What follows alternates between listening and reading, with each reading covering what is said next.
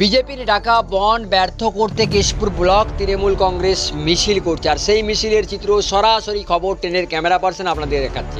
সামনের সারিতে আছে ব্লক সভাপতি প্রদ্যুৎ পাজা এবং এছাড়াও তৃণমূল কংগ্রেসের কর্মীরা কেশপুর বাজার মিছিল পরিক্রমা করলেন এবং সরাসরি সেই চিত্র দেখতে পাচ্ছেন। বিজেপির যে বন্ড, সেই বন্ড ব্যর্থ করতে কিন্তু পথে নামলো তৃণমূল কংগ্রেস এবং স্বাভাবিক দোকানদার দিকে বলছে স্বাভাবিক প্রতিদিনের মতো যে দোকান, সেই দোকান যেমন খোলার আহ্বান জানাচ্ছেন এবং গাড়ি চলার আহ্বান জানাচ্ছেন। আর এই মুহূর্তে কেশপুর সেন্ট্রাল বাস স্ট্যান্ডে কেশপুরের ব্লক সভাপতি প্রদ্যুৎ পাজা রাজ্যের বিরোধী দলনেতা শুভেন্দু অধিকারীকে আক্রমণ করছেন। আর এই মুহূর্তে খবর ট্রেনে ক্যামেরা পার্সন আপনাদের ক্যামেরা বন্দি করে দেখাচ্ছে।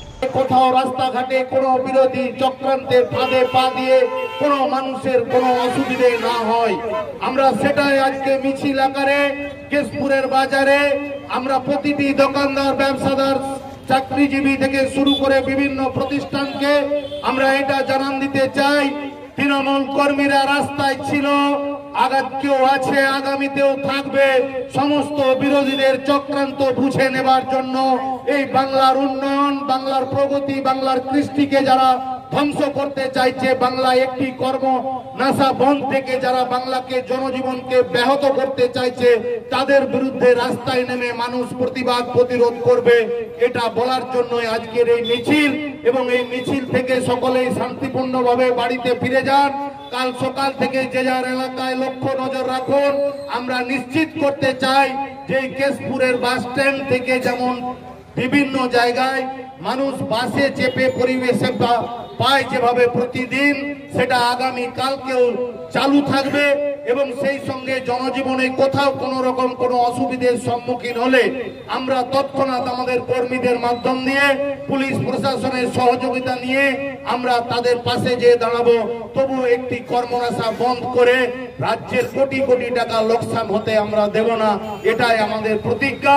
আমরা তৃণমূল কংগ্রেস কর্মীরা ঐক্যবদ্ধ, সংঘবদ্ধ, যেভাবে ভারতীয় জনতা পার্টি পেছন থেকে লোক লাগিয়ে ছাত্র সমাজের ডাক বলে যেভাবে আজকে সরকারি সম্পত্তি নষ্ট, মানুষের জনজীবন ব্যাহত করা থেকে সাধারণ মানুষের উপর হয়রানি এবং নির্যাতন করেছে, এবং পুলিশকে যে অমানবিক ভাবে যে পুলিশ প্রশাসন অতন্তি প্রহরীর মতো রাত দিন জেগে মানুষকে শান্তি, মানুষের শান্তি বজায় রাখে, এলাকার শান্তি বজায় রাখে, মানুষকে পরিষেবা দেয়, সেই সমস্ত পুলিশ, মা বোনেদের পুলিশ, মহিলা পুলিশদের উপরও যে পাশবিক অত্যাচার করেছে আজকে ছাত্র সমাজের নাম করে বিজেপির দালালরা, তাদের বিরুদ্ধে আমরা কেশপুরের মাটি থেকে ধিক্কার জানাই।